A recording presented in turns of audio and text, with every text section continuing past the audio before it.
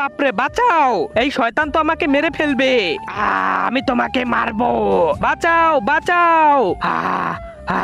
ইয়া আ লাগা লাগা লাগা লাগা।